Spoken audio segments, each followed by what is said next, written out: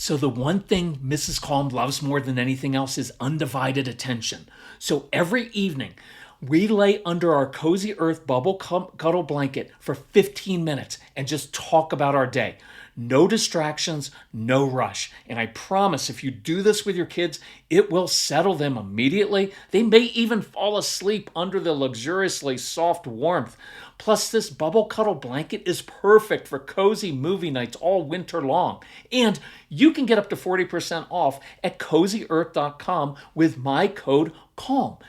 Look, Mrs. Calm and I were never PJ people until we first tried Cozy Earth bamboo pajamas. That's when we ditched the old nightshirts for the heavenly feel of bamboo. Right now, use my code CALM to get up to 40% off in savings. And that's on top of their site-wide Black Friday sale at CozyEarth.com. Start your holiday shopping today at CozyEarth.com and use code CALM for up to 40% off great deals. And let Cozy Earth know the Calm Parenting Podcast guy sent you. So we've talked on the podcast about building your child's confidence by showing off their natural talents for tinkering and building things. So I've got a great Thanksgiving idea. Take a KiwiCo project that your kids can put together with relatives. It will let your kids shine and feel successful. Because unlike passive toys, KiwiCo crates put the fun directly into your kids' hands, turning curiosity into something they can build, create, and be proud of. Plus, KiwiCo projects get your kids off screens and spark wonder. Look, the best gifts aren't the ones kids open, they're the ones kids make. Give kids the joy of making their own fun and the memories that come with it. KiwiCo projects are a fantastic gift from grandparents. So tinker, create, and celebrate this holiday with KiwiCo. Get up to 50% off your first crate at KiwiCo.com, promo code CALM. That's up to 50% off your first crate at KIWICO.com, promo code CALM. So do you get triggered by tantrums, by kids pushing your buttons, ruining your busy agenda, leaving messes everywhere? You get triggered by their smart aleck responses or siblings fighting with each other? Of course you do. I got triggered just saying that myself. But when you react, you make power struggles worse. Behavior never changes, and relationships become strained. So I want to show you exactly how to overcome your triggers and break those generational patterns. So that is what we're going to discuss on today's episode of the Calm Parenting Podcast, which I am super excited about. And I'm super excited about our Black Friday sale at CelebrateCalm.com. All 17 programs, 35 hours of detailed strategies I can't fit into podcasts for the price of a trip to a therapist. So here's the thing. We all have triggers, probably since childhood. So these are often deeply ingrained. And if you don't deal with these, you will have constant and unnecessary power struggles with your strong-willed kids because they know your buttons and they know how to push them well. You will end up hurting your relationship with your kids, and you won't ever get them to stop doing what they are doing. You will end up frustrated by this, and you'll miss opportunities to bond and to teach them life skills and to focus on what's really important. All because you and I get triggered by things inside of us that are not your kids' issues. And this will sound a little tough. You know I don't do blame or guilt, but don't force your kids to be responsible for your triggers. These are for you to deal with, not for your kids to work around your triggers. Look, that's what our son had to do with me and my wife had to do with me before I could control myself. They were walking on eggshells. Why? Because I couldn't control myself. Otherwise, think what we're saying. I have never dealt with my own triggers and can't deal with this, so you need to change so that I won't react and be triggered. And you need to change because I can't or won't change. Look, we're breaking generational patterns, so your kids won't struggle with these things like we have. And we are modeling for them how to control ourselves, transform ourselves, and handle difficult situations in life, because that's what life is. It's just a series of difficult situations, and we're all flawed and have these issues. I will tell you that is so much more important than just getting your kids to do homework or clean their bedroom or make their bed or have good hygiene. Those things are important, but they're not really that important. But teaching kids how to own their own issues, their own triggers, and make healthy choices with relationships, man, that's everything. So we're reconciling our past. We're making peace with it so it can stay there. We're making generational changes and creating a new family tree. So I want to take you through 4 examples, and the final example is my favorite because it's what an everyday parent like you did when his kids triggered him with their backtalk and sibling squabbles. So let's tackle messes. So you've got messes everywhere after you've cleaned up. And even if you don't struggle with messes left by your kids, apply the exact same action steps to your triggers in order to be free. Now, I did some other podcasts, 7 killer ideas to get kids to clean up their emotional, relational, and physical messes. That was episode number 477 from May 7th, 2025. That's excellent. I go through in detail many different ideas how to get your kids to clean up. That's the easy part to me. What I want to focus on today is not fixing the problem, but learning how to not let this trigger you anymore. So, step number 1, which you will hate, and I'm okay with your hate toward me, is this: sit in the midst of it without fixing it. And I would say sit in the midst of it without fixing it yet. I want you to practice this. One day, just sit down in the midst of the mess or the chaos, if that's your trigger, without fixing it right away. Think about it. You could even journal if you like doing this. First, identify what you're feeling in your body. Does your heart race a little bit? Do you feel short of breath? Does this give you a headache? Next, identify why this triggers you so much. Does it feel overwhelming? Do you feel guilty over letting it get out of control like this? Like you failed because your kids are kind of acting sloppy. Do you fear your kids will grow up and be unable to be organized and have to live a chaotic life? Is it irritating because you work so hard for 5 hours to keep the house organized and then your kids come in and mess it up within 5 minutes? Do you feel resentful toward your kids or even a spouse who not only doesn't help, but complains about it or yells at the kids and now you have to be a mediator? Do you take it personally as disrespect toward you? I kind of get that. Do you feel judged inside by your parents, right? Like they would have never let this happen. All of those things are very normal. So let's take a tough step. For the next few days, I want you to sit in the midst of the mess or the sibling squabbles or the tantrums from a toddler or a teen without fixing them until it doesn't trigger you so much anymore. Because when you get triggered, you tend to lecture, yell, repeat yourself 14 times, which actually makes you sound and feel powerless and weak, causes you to complain. You get resentful, you try to bribe and plead, and you go on, and eventually just yell and nobody takes you seriously. Now, while you're sitting, realize this is normal. Expect it. It doesn't mean to accept it, but you can expect that it's normal. Look, when you sign up for marriage, you forfeit your right to do what you want all the time. When you sign up to have kids, you forfeit the right to expect to have a quiet home with no messes. Read a book during this time, scrapbook, sew, listen to music. Do that while you're just sitting there. You could even do something with your hands, organize something, because that brings a sense of order. The rhythm and order of music actually helps quite a bit with this. Now, here's an option for perhaps a certain room or several rooms. You just happily clean up while listening to music or a podcast, and you go about your day. No drama, no complaining. I'm not saying this is what I recommend. I'm just saying it's an option. It alleviates your stress and drama, and you get what you want without lecturing or yelling. A neat home without any negative feelings.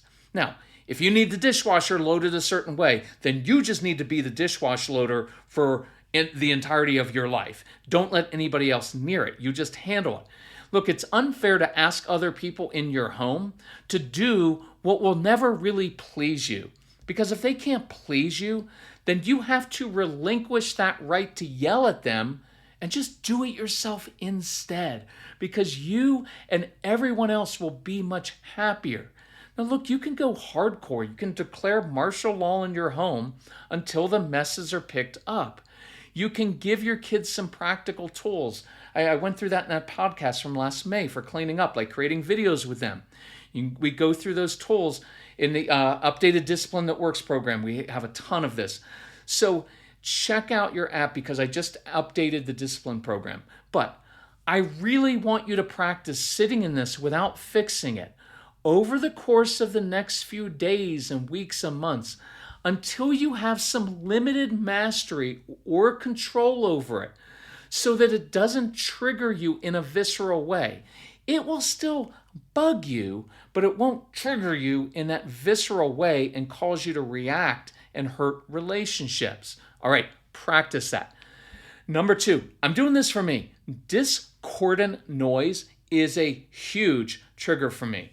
So back in the day, we had these camps where we'd have 10 to 15 loud kids. They were all like little cops, judges, and attorneys all wrapped into one, like your kids, in our home, squabbling with each other or building with Lego blocks while humming and making weird noises, not to mention the venting and complaining. It was like nails on a chalkboard. And that bothers me naturally, but I couldn't react and yell at kids. So I began focusing on this. So think about this. Discordant noise to me is especially irritating because there's no rhythm to it like there is in music. So I'm kind of doing this now, balling my hands up into fists and then kind of gently hitting them against my thighs in a rhythmic motion. So I was focusing more on the vibration that sent through my legs and the rhythm of it than I focused on trying to control the kids and their noises. I controlled the one thing I could, myself. And I'd encourage you to do that. That's why I mentioned when you're sitting in the midst of the messes or other things, be doing something that gives you a sense of control, whether it's organize something, whether it's cleaning the dishes maybe, loading your dishwasher, whatever it is that makes you feel some of that internal peace. I would also encourage you, and I'm not being funny with this at all, get some noise-canceling headphones. Put it on your Christmas list. I want noise-canceling headphones. You don't have to hear every single thing that your kids say. But if it even just some AirPods that drown out some of that noise, that's just very effective. Put music on in there. Okay, I'm going to add a bonus one here. Kids dawdling. That was a huge trigger for me with Casey because my dad was career military. So if you weren't 5 minutes early and standing at attention, he considered you late. And of course, we ended up having a strong-willed child who took his time. And what I ultimately realized is that Casey's dawdling was directly related to the pressure and anxiety he felt from me. So he'd intuitively slow down as if to say, look, I'm not dealing with your childhood issues. You deal with that, and then it will work much better. And it did. When I stopped rushing him and realizing that when I realized that he wasn't rejecting my authority, he was rejecting my anxiety, I began to lead him instead of trying to rush him. And that worked so much better. And it still works today. So what about squabbling kids who backtalk or little kids who just ruin your agenda? So it's 9 p.m. and your child casually says, oh, I need my uniform for tomorrow's game. Sound familiar? SKYLIGHT keeps every practice, game, chore, and school activity in one place, so you eliminate those last-minute surprises that upset your kids. SKYLIGHT Calendar syncs seamlessly with all your calendars and visually displays your family's schedule on an HD touchscreen. SKYLIGHT is like having an assistant coach, the good one who always remembers the snacks and is on top of everything. Import a month of your kid's sports schedule in a snap. SKYLIGHT's free mobile app updates instantly, keeping the whole family in the loop. If in 4 months you are not 100% thrilled with your purchase, you can return it for a full refund. No questions asked.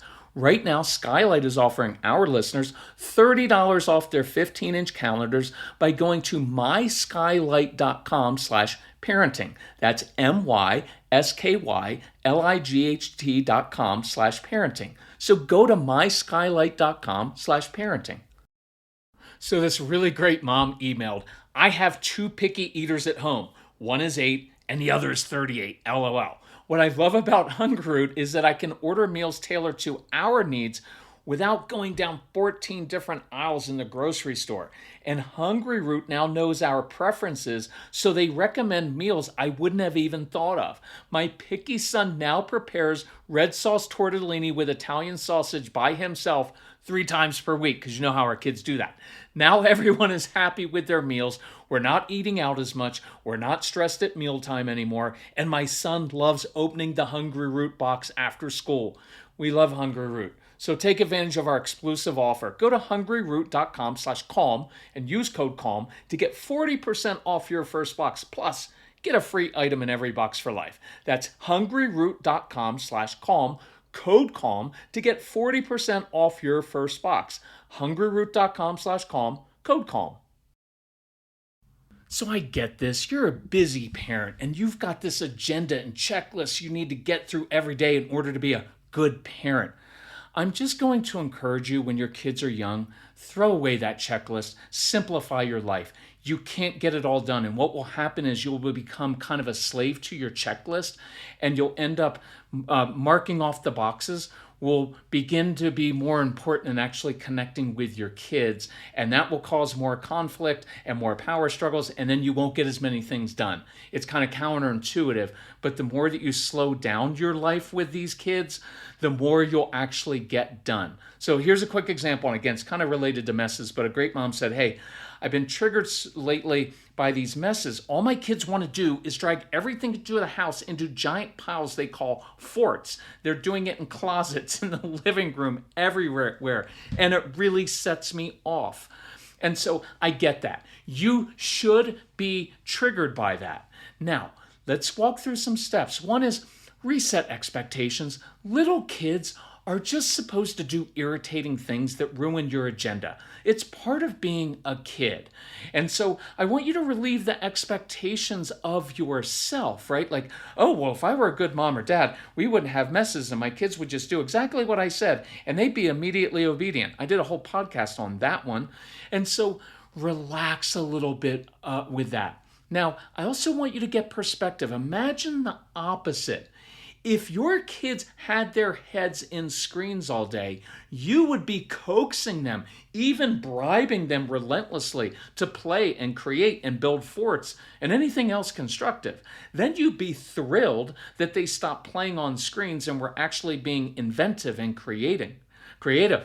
Your kids are just being kids. That's what they're supposed to be. Stop imposing your grown-up responsibilities on kids. Sometimes I like to say it kind of in a funny way. It's like, hey, we're all adults and we're all miserable. And it's like we want to be like, you know what?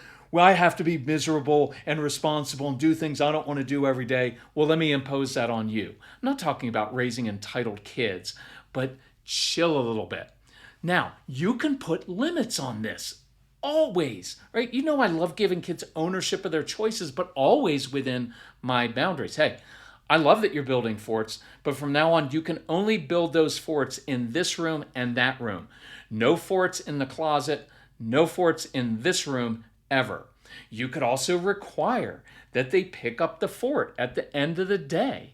And I know many of you are thinking, but if you allow your kids to be messy, they'll grow up to be slobs and they'll get rejected by society and I'll be embarrassed for them. It's just not true. That is your anxiety speaking. Your kids will follow your example in time. If you leave messes everywhere, then your kids will inherit that as kind of part of their environmental DNA, and they'll think that's the norm. But if you're relatively neat and tidy, your kids will eventually be like that, just not on your timeline. Casey's room was horrid as a kid. Today, if you visit his house, which I am tomorrow because he's making me dinner, we're having Sunday night football night together, he'll make you take your shoes off so you don't track dirt in from outside. Why? Because he owns his own home. and he grew up. So chill a little bit. That's just your anxiety projecting into the future, as if your kids are going to be at 35 and 45, just like they are when they're 5 and 8 and 15. So control your own anxiety first, or you will create endless power struggles. Instead of reacting, sit down, grab a drink and a book, watch your kids building their forts. They're playing well by themselves, entertaining themselves, not hurting anyone or anything. It's a dream for modern day parents. Encourage them by asking questions. Hey, I'm curious why you use that for the top of your fort. Do you think you could make it even bigger without it caving in? Affirm them. Man, that's so creative. You guys are such good builders. Enjoy them being kids. Send pictures to the grandparents bragging about these forts that they're building. Be grateful. And I'm not saying this in one of those smarmy, be grateful you get to work on and be free from this trigger. Although I am kind of saying it like that, aren't I? But I do. I want you to look at this whole process as an adventure. Instead of just being irritated all the time. Parenting is so hard. Be grateful. Look, I've had this trigger that has dominated my mood since I was 4 years old, and now I get to be free from it.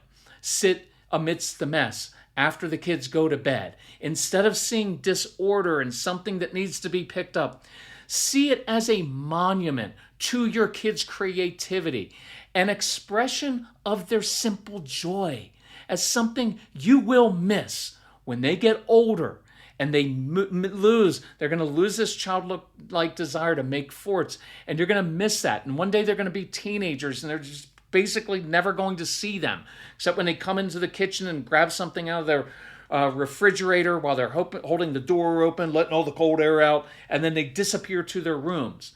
So enjoy that. Here's a cool thing. Make your own fort with your spouse one night and just lie down in it. Let your kids show you how to play again and have fun and not just be productive and responsible. And then maybe on Friday nights, all of you crawl into a fort and have a snack and laugh and giggle together. Do that. I promise you will not regret it. Change your expectation of yourself and your kids. Stop trying so hard to be the perfect parent. Change the narrative in your head from, my kids are so messy and never pick up things, to, man, my kids are so creative. They have a great imagination. They love to play. Okay, here's my favorite one. So I saved this for last because I just love this. A dad said one of his boys provokes the other son, and then dad would get involved, and in his words, I would make it infinitely worse. So let's see how the dad worked through our process. He's got the 30 Days to Calm program. It's the first one I want you to go through among the 17. And he said he began working on this first step, identify your triggers, and then diagram how you typically respond and what the result is. So watch how this works. It's really cool. And I know a lot of dads like this because it's kind of like an engineering process. One brother provokes the other. One brother responds. This encourages the provoking child to keep going. And then their heightened voices provoke my response as the dad. When things go for longer than a minute or two, I respond by barging into the room and or standing over them and lecturing them. One or both of the boys then raise their voice or provide a smart aleck response. My response is then to escalate, usually yelling, barking orders.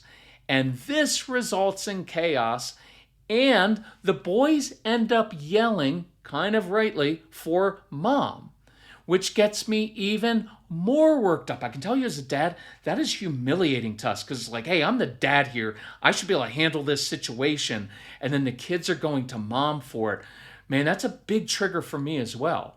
So by this stage, the dad said, I'm usually yelling and barking consequences I can't keep, and everyone is upset. All of this happens in probably 60 to 90 seconds. Okay, good. The next step is to practice a new and planned response to the sibling situation. So I encouraged them. I'm like, hey, brainstorm 2 or 3 opposite responses. What can you do differently next time? even if it makes you uncomfortable. And the shortcut you'll learn in the programs is do the opposite of what you normally do now, because what you're doing now isn't working. So maybe if you do the opposite, you'll get the opposite response. So here's what the dad began doing. He said, I can walk by and say casually, hey, I'm headed to the garage to do X if anybody needs anything or wants to help me. Or, hey, let me know if either of you wants to grab a snack with me. Dad said I can walk into the room and sit with earbuds in, listening to music or a podcast. If it's a podcast they might be interested in, like something on, because some of the kids are into history and World War II, he could even say, hey, what do you guys think about this guy's theory or ideas? He said, I can go find something else to do out of earshot. This was an interesting insight from the dad. 9 out of 10 times they're not hurting each other, and they can learn to sort it out themselves. Moms and dads, we often make these situations worse by jumping in and trying to fix them. Dad said, and he heard this in the programs, I can be curious and ask the provoking child, hey, but in my experience, when you pick on your brother, it's usually because you're bored. Is that what's happening? And then offer to give that intense emotional engagement. See, that's what your kids are looking for. Oftentimes when they're picking on siblings, it's either boredom or they're looking for intensity. And so dad said, oh, I'll give them some intense emotional engagement, making something in the garage with me, rather than giving him that intense emotional engagement by yelling at him.